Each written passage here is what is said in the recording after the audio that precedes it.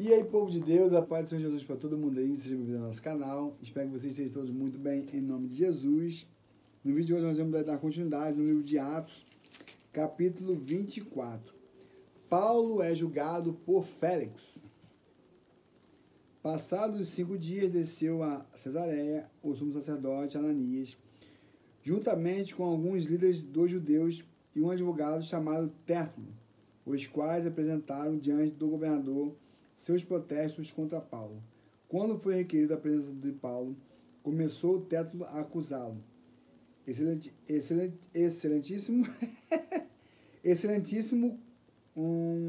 Félix, havendo nós, por teu intermédio, desfrutado de um longo período de paz, bem como por tua providência, reformas são continuamente implementadas nesta nação. Em tudo e em toda parte nós reconhecemos teus benefícios com profunda gratidão, ó excelentíssimo Félix. Portanto, a fim de não tomar-te mais tempo, rogamos-te a favor de ouvir-nos por breve momento. Concluímos que este homem é um perturbador, porquanto promove tumultos entre os judeus pelo mundo todo, sendo o principal líder da seita dos nazarenos.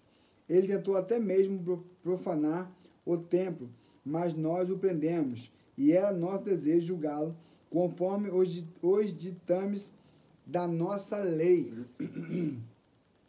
Entretanto, o comandante Lísias interveio e, usando a violência, o arrebatou de nossas mãos e ordenou que os queixosos viessem apresentar seus protestos diante de ti. Assim, se tu mesmo o interrogares, poderás verificar a verdade a respeito de todas essas acusações que estamos fazendo contra ele.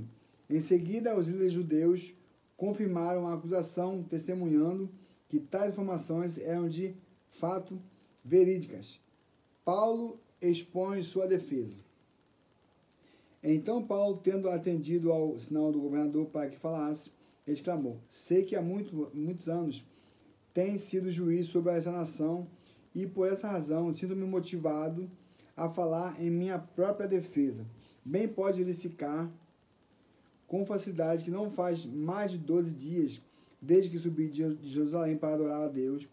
Aqueles que me prenderam não me acharam conversando com ninguém no templo, nem tumultuando o povo nas sinagogas e em qualquer outro lugar da cidade.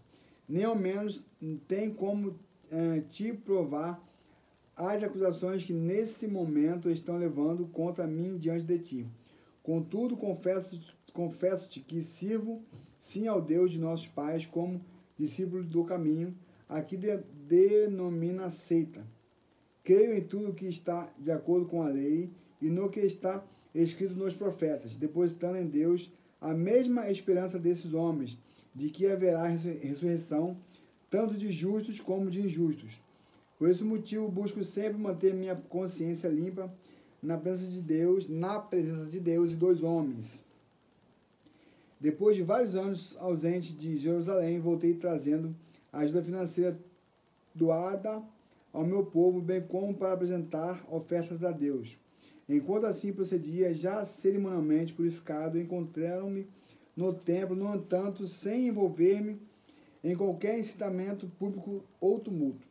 Contudo, alguns outros líderes judeus da província da Ásia que deveriam estar aqui diante da tua presença para apresentar seus protestos se tivessem alguma acusação contra mim, ou ao menos aqueles que aqui se encontram professem que crime encontram em mim quando compareci perante o Sinédrio, a não ser com referência a essa única palavra que bradei, estando no meio deles, e por causa da ressurreição dos mortos, que hoje estou sendo condenado por vós. Félix e sua esposa ouvem a Paulo. E aconteceu que Félix, tendo bom conhecimento do caminho, adiantou o julgamento da causa, determinando: quando o comandante Lísias chegar aqui, decidirei a vossa questão. Em seguida ordenou ao centurião que mantivesse Paulo sob custódia, mas que lhe desse certa liberdade e permitisse aos seus companheiros que o servissem. Passados vários dias, Félix veio com Drusila, sua esposa, que era judia, e ordenou que lhe trouxessem Paulo e ouviu falar sobre a fé em Cristo Jesus. Quando Paulo começou a pregar sobre a justiça, o domínio próprio e o juízo vindouro, Félix ficou apavorado e exclamou: basta por agora. Podes retirar-te em outra ocasião mais conveniente, te mandarei chamar-te outra vez. Ao mesmo tempo, esperava que Paulo lhe oferecesse algum suborno, e por isso o convocava frequentemente para conversar. E assim passaram-se 2 anos, quando Félix foi sucedido por Pôncio Festo.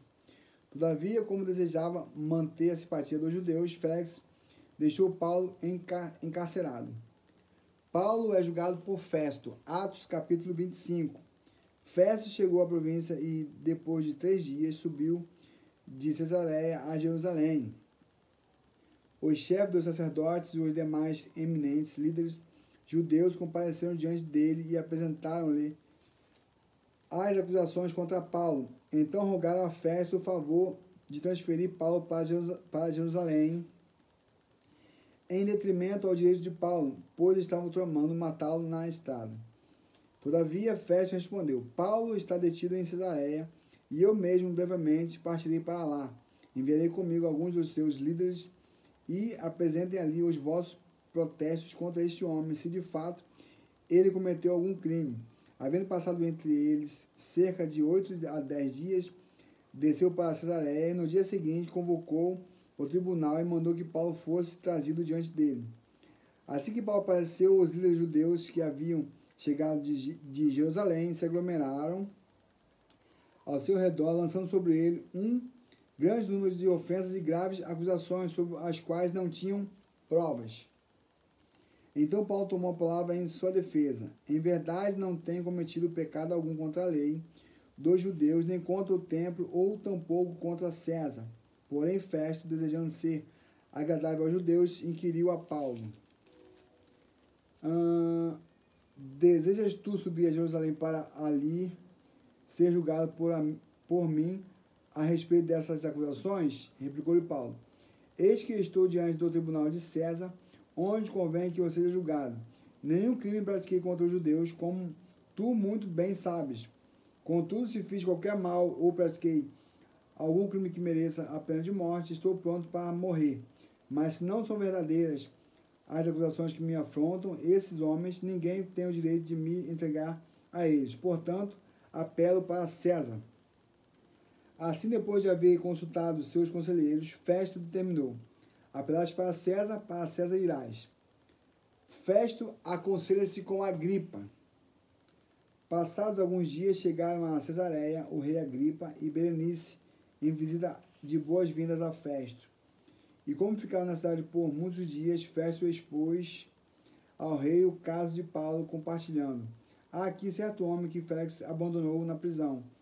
Quando estive em Jerusalém, os chefes dos sacerdotes e os líderes dos judeus protestaram graves acusações contra ele, reivindicando que fosse condenado. Entretanto, eu lhes expliquei que não é costume dos romanos condenar ninguém sem que o acusador tenha diante de si os acusadores e possa exercer plenamente o seu direito à defesa. Quando eles se reuniram aqui, no dia seguinte, sem perda de tempo, convoquei o tribunal e ordenei que o homem fosse apresentado.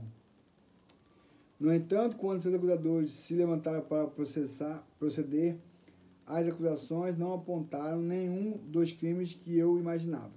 Ao contrário, levantaram apenas algumas questões relativas à sua própria religião, sobre as quais discordavam dele, e quando um certo Jesus, já morto, qual Paulo alegava insistentemente que estava vivo. Diante de tudo isso, fiquei sem saber como investigar corretamente a questão. Por isso, indaguei se ele estaria disposto a ir a Jerusalém e ali ser julgado a respeito dessas acusações. Porém, apelando Paulo para que ficasse sob custódia até ser julgado pelo imperador, ordenei que permanecesse detido, aguardando o momento em que eu o pudesse enviar a César. Então o rei Agripa propôs a Festo: pois eu também gostaria de ouvir esse homem. Ao que Festo consentiu: amanhã o ouvirás. Paulo diante de Agripa e sua corte. No dia seguinte, Agripa e Berenice chegaram com grande pompa e entraram na sala de audiência, juntamente com seus altos oficiais e os homens mais importantes da cidade. Então, por ordem de Festo, Paulo foi trazido. Em seguida, Festo declarou: Rei Agripa e vós todos que estáis presentes conosco, vede que aqui está o homem, por causa de quem toda a comunidade dos judeus, tanto em Jerusalém como aqui, recorreu a mim, afirmando que ele não deve mais viver. Eu, todavia, entendi que ele não havia praticado nada que merecesse pena de morte, mas como ele apelou para o imperador, decidi enviá-lo a Roma. No entanto, não tenho ainda nada definido quanto ao que escrever sobre o nosso soberano. Por essa razão eu o trouxe perante vós, especialmente diante de ti, ó rei Agripa, para que depois de realizar este interrogatório eu tenha informações mais claras a prestar. Porquanto não me parece sensato enviar um preso sem antes notificar as acusações que pesam sobre ele. Pessoal, esse é o vídeo de hoje. Fiquem todos na paz e até o próximo vídeo. Paz do Senhor. Paz, paz, paz.